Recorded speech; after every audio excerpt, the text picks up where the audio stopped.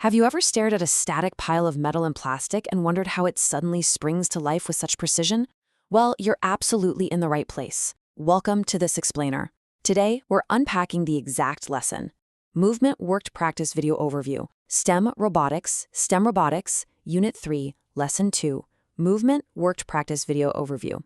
We're going to dive deep into the absolute foundations of Grade 7 robotics, pulling from real-world standards from NASA, Arduino, Carnegie Mellon, and the CSTA.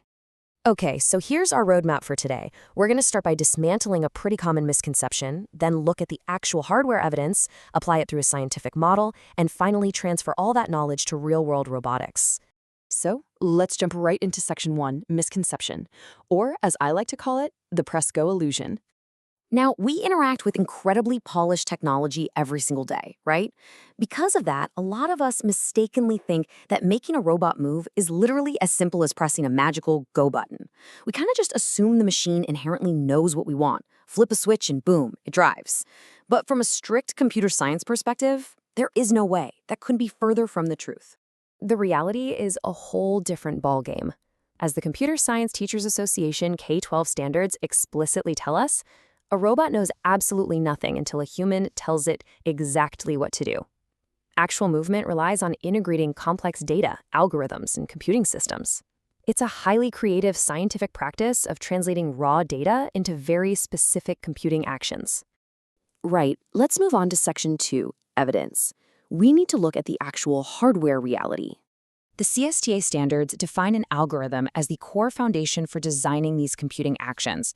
Think of it like a highly specific recipe. You literally have to tell the microcontroller exactly what to do step by step. It's the absolutely crucial bridge between what you want to happen and the physical hardware that's going to do the work. So how do those abstract algorithms actually become physical actions? Well, check out the Arduino documentation on pulse width modulation, or PWM. You see, a standard digital pin only understands two things, on or off.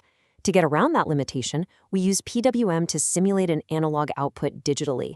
Basically, by rapidly pulsing that signal on and off in very specific patterns, we can send complex, timed instructions directly to a motor. It's pretty brilliant. And to actually prove that this requires complex signaling, we just look at the hardware components. We use analog input pins to read data from the outside world, digital pins to shoot our PWM signals out, and actuators, like servomotors, to execute the physical movement. Without the hardware, the algorithm is just an idea floating in space. And without the algorithm, well, that hardware is really just an expensive paperweight. Okay, Section 3, Application. This is where we code precise movement using the claim, evidence, reasoning framework. In any rigorous scientific practice, we have to have a solid model. First, we take evidence from our input pins, like, say, reading a physical dial. Then we feed that input data right into our algorithmic relationship model. This logic is what determines the exact PWM signal to generate. And the output? A highly controlled, precise servo rotation. This pipeline, input to model to output, is the absolute foundation of all robotic movement. But, as we all know, physical computing doesn't happen in some frictionless void. Arduino's low-power design guides specifically warn us about strict power constraints. You can't just plug anything into anything and hope for the best. For example, there's a massive difference between a 3.3 volts and a 5-volt power supply. If your code is flawless but you exceed the board's power consumption thresholds, your robot is just going to fail. Simple as that. And because of those physical constraints, we absolutely need a human evidence check.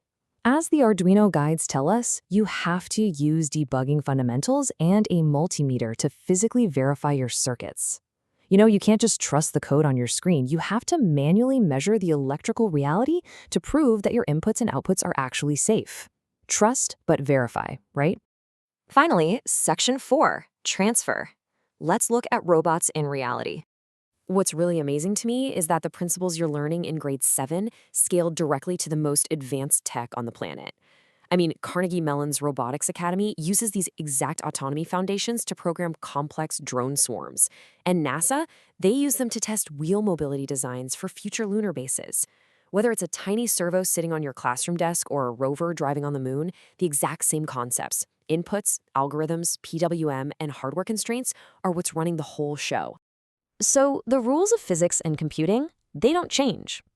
Which brings us to the end of our explainer. I'll leave you with this question. How will you use these exact same foundational principles to program the autonomous machines of tomorrow? Thank you for tuning in to this explainer, movement, worked practice video overview.